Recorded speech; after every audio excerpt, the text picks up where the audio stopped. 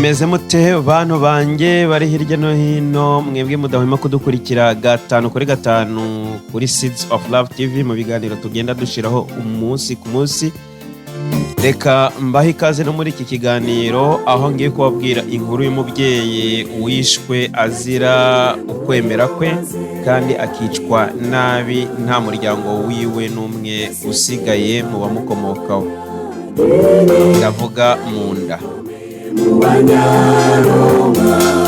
Reka rero weho utarakora subscribe aribwo ubonye kino kiganiro cyangwa se iyi channel bwa mbere, ndagira ngo ukore subscribe kandi ukore share, ndetse namwe muyizi rwose mukore share kugira ngo tujye tubana gatanu kuri gatanu n'inshuti zanyu zimenye yuko izi nkuru zigenda zubaka societe yacu. Ni ikiganiro Living in Society mukurikira hano kuri Seeds of Love TV. Mwese mbahaye ikaze muri iyi nkuru.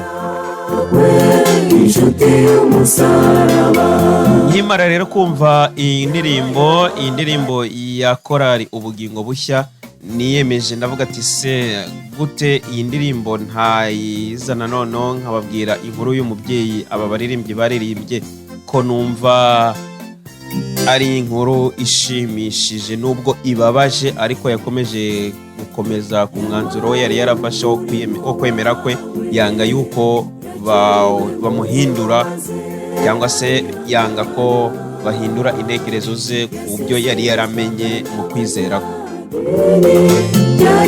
Indirimbo imaze igihe, ariko sinzi impamvu uyu munsi byanjemo kugira ngo nyibabwire.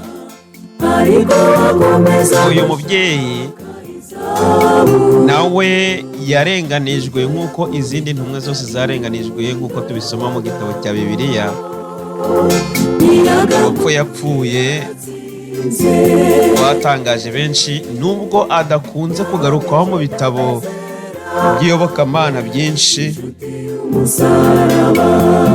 ari Bibiliya ari ndetse na biriya bitabo by'umwuka w'ubuhanuzi. Akenshi usanga ibimuvugwaho ari bikeya cyane ku bantu bagerageje gusoma. Ibimuvugwaho ntabwo bigaragara muri biriya bitabo by'umwuka w'ubuhanuzi akenshi amatorero akoresha, ariko iyo ugiye gucukumbura mu bitabo byinshi bigiye bitandukanye, ari naho nagiye ngasacinga nkareba iyi nkuru y'umubyeyi bita Perepetua cyangwa se Perepeti, uko wabisoma kose usanga iyi nkuru itazwi cyane, ariko aba baririmbyi nabo barasomye rwose bayikoramo indirimbo iyi nkuru y'uyu mubyeyi.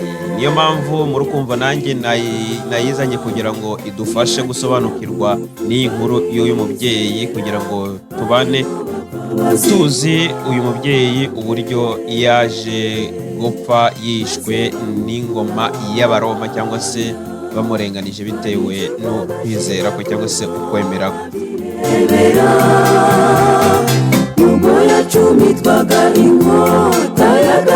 Uyu mubyeyi rero bamwita Perepetua cyangwa se Perepeti, yari uwo mu kinyejana cya gatatu mbere ya Kristo, ahagana mu mwaka w'181 cyangwa se mu mwaka 181 ukageza muri 203 mbere ya Kristo. Uyu yakomokaga mu bwami bwitwa Septimus Severus cyangwa se Severus. Ni mu mwaka w'193 ukageza muri 211 niho ubu bwami yakomokagamo bwabaye, bwaje mu 193 kugeza 211. Abaroma icyo gihe nibo bari bayoboye. Yari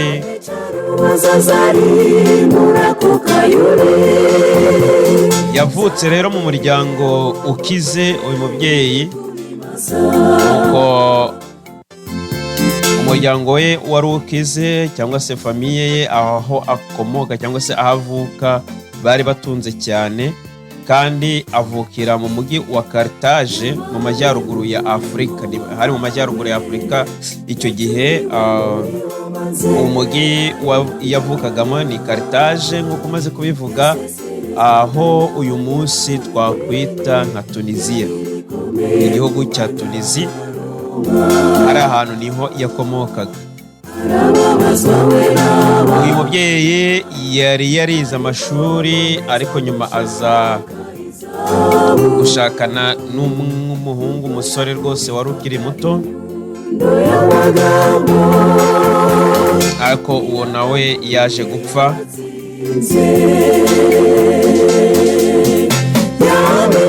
Muri iyi ngoma rero y'Abaroma cyangwa se Roma Kirisitu,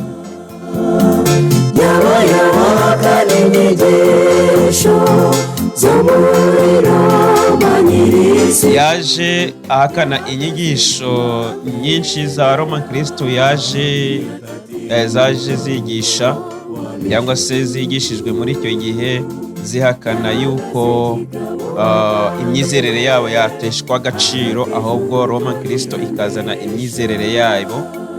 Uyu mubyeyi rero arahagarara, ashikama ku myizerere ye, nk'uko rero izindi ntumwa nazo zarenganywe cyangwa se zarenganijwe, nawe n'uyu nguyu niko byamugendekeye, kuko icyo gihe mu gihe yari ari guhakana arwanya intekerezo cyangwa se imyizerere ya Roma Kirisitu yari yazanye, nuko maze icyo gihe arafungwa. Yarafunzwe,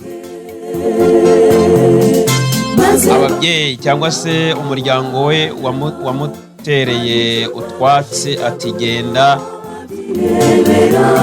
ntago ugupfa kwawe nta n'ibyo bitubwiye, ntacyo bitubwiye. Ariko ntago yabyitayeho, ahubwo yahise ahindukira abo umukristo, agira kwizera gushikamye cyane. Nyuma rero icyo gihe bamutumye kujya yisobanura ku byo yizera. Agezeyo rwose ntiyatinya guhamya,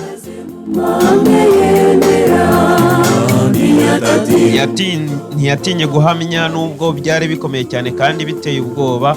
Ahamya ukwizera kwe, aho yavuze amagambo akomeye cyane. Aravuga ngo ndi umukristo, ntabwo nzihakana ukwizera kwanjye. Arongera aravuga ngo twese turi umwe muri umwe, turi umwe muri Yesu Kristo cyangwa se mu twizeye, turi umwe mu Mana kandi tubabara hamwe. Turi umwe muri umwe kandi turababara hamwe, cyangwa se tubabara hamwe, tubabara kimwe, kuko turi umwe muri umwe. Ayo magambo niyo yavuze, niyo yibukirwaho n'uyu munsi. Aya magambo yakomezaga kuyasubiramo mu gihe bamwe bari bacitse intege, abo bari bafunganwe, kuko ntiyari afunzwe wenyine, yafunzwe ari kumwe n'abandi bizera benshi bagiye batandukanye. Bari bafite kwizera kwe, bari bafite kwizera nk'ukwe, bagamburuka cyangwa se bacika intege. Akababwira aya magambo ati ngende umukristo, ntago nzihakana kwizera kwanjye. Kandi n'aya magambo yakomeje kuyasubiramo igihe yari atumwe kugira ngo ajye kwisobanura imbere y'abayobozi cyangwa se imbere y'umwami. Arongera arabasubiramo turi umwe muri umwe, cyangwa se mu bushake bw'umuntu umwe, cyangwa se muri umwe ari we Yesu Kristo twizera. Kandi uko turi umwe turababarizwa hamwe, ntihagire ujya hirya cyangwa se ngo atandukire ku byo yari ahiriye cyangwa se ku byo yemeye, ahubwo mureke tubabarwe hamwe, tubabazwe hamwe. Niko gutsinda, niyo ntsinzi. yanze rero gutandukira umwizerere ye, maze yemera kurenganwa kandi akomeza abandi bari bagiye kwicwa, akomeza ababwira amagambo yo gukomeza kwihangana ndetse no kurwana nubwo bagera ku rupfu.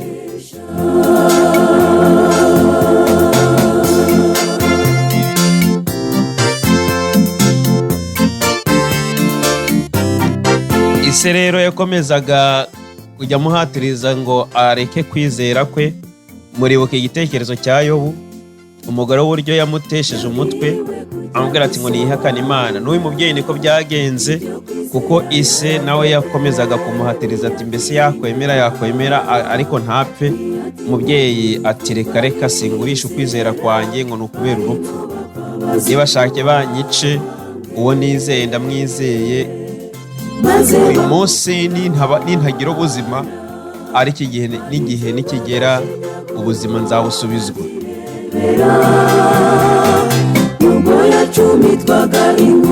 Icyo gihe rero Abaroma bari bafite stade bitaga arena bisanzwe. Bari bafite stade bajuganyagamo abantu cyangwa se bari bafite imyizerere itandukanye n'iyo Roma Kristo yari yarazanye. Icyo gihe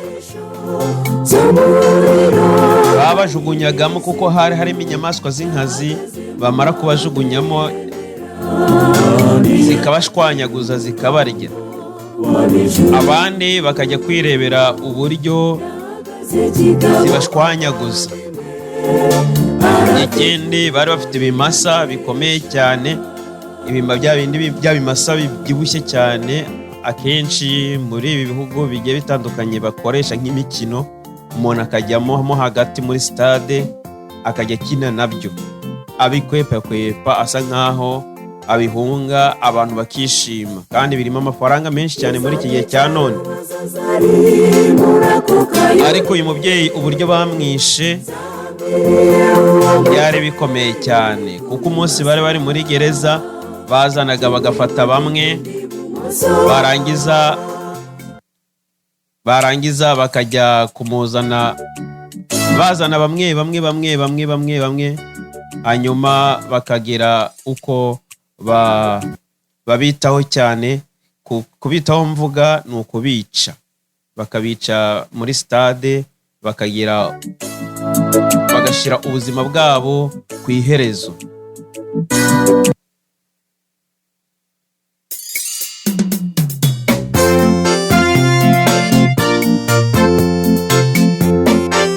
Uyu mubyeyi rero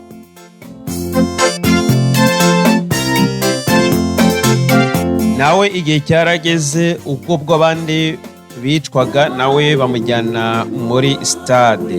Bamaze kumujyana muri stade bahera ku bana be. Abana be yari yarabyaranye n'umugabo we,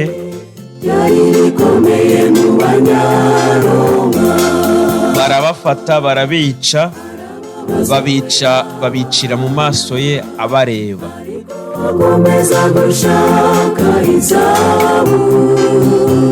Ibaze uri umubyeyi gufata abana bawe bakabica ubareba amaso ku yandi, bafata umwe bamwica. Yari afite inshuti ye bitaga Felisiti. Ubwo bamufungaga, bari bafunganwe hamwe muri gereza, barakomezanyaga igihe umwe yacikaga intege. Bageze kuri uyu mubyeyi rero, uburyo bamwishe biteye agahinda. Amaze kubona uburyo abana be babishe, mu marira menshi ariko umutima ukomeye, kuko yari afite icyo yiringiye, icyo yizeye mu myizerere ye. Nawe byageze aho baramufata bamuzirika ku kimasa,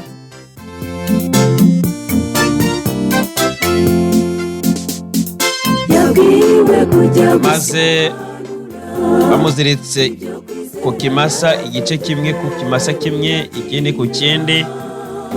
Barangije bakubita ibyo bimasa kimwe mu cyerekezo cyacyo, baramushwanyura cyangwa se bamucamo kabiri, ariko bakoresheje ibyo bimasa bibiri.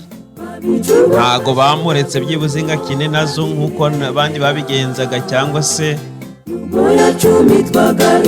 bamureke yidegembye muri iyo stade wenda arwane n'ubuzima bwe. Oya, ahubwo bamuziritse ku bimasa bibiri, kimwe ibumoso ikindi iburyo,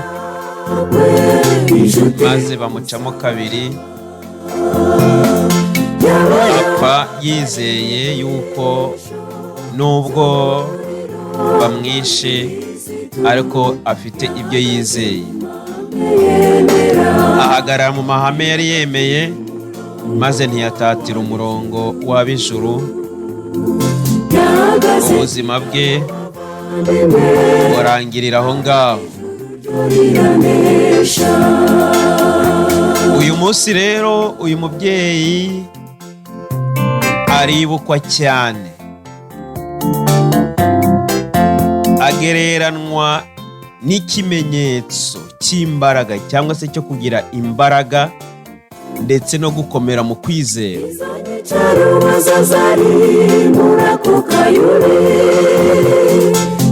Ikindi agaragazwa nk'inkuru, kuko afite inkuru iteye agahinda cyane. Mvuze incamake,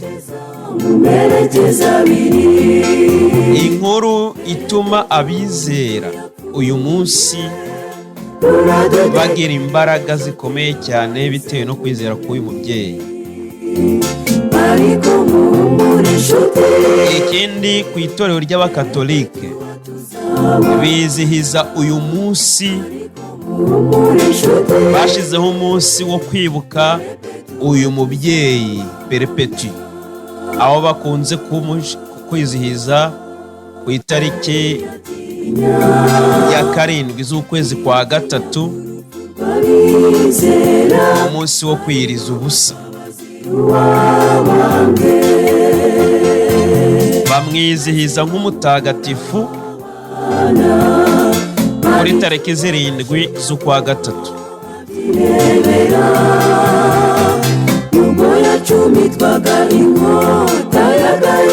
Bibutse amagambo yavuze igihe yisobanuraga. Yaravuze ngo ndi umukristo, sinakwihakana ukwizera kwanjye. Arongera aravuga ngo twese turi umwe mu bushake bw'umwe, ari we Yesu Kristo, kandi turababazwa hamwe. Yabwiraga abayobozi, ari nako akomeza abo bari bafunganwe.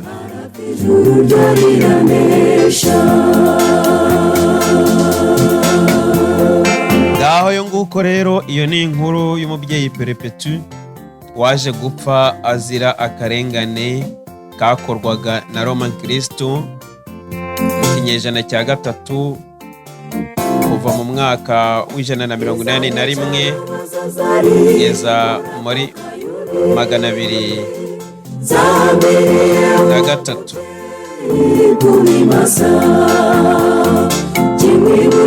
Wifuza indi nkuru, twandikire iyo twagukorera. Abashaka iyi nkuru rero aho bayisanga, bayisanga mu nkuru n'ubundi ya ni Passion, The Passion of Perpetu and Felicity. Ni ukuvuga ngo ni igitabo cyandikirwa Perpetu ndetse n'inshuti ye Felicity, kuko bapfuye bose bazira kwizera. Ni ibitabo byinshi, harimo na Tertullians. Ni ibitabo byinshi cyane. Iyo ugiye kuri Google ukandikamo The History of Perpetu, barabikuzanira rwose, bakakwereka n'ibitabo byinshi bigiye bitandukanye byanditse kuri uyu mubyeyi ku nkuru ya Perepeti ndetse na Feresiti. Reka rero mbashimire mwebwe mwabanye natwe. Agahinda k'uyu mubyeyi katewe no kwizera kwe. Reka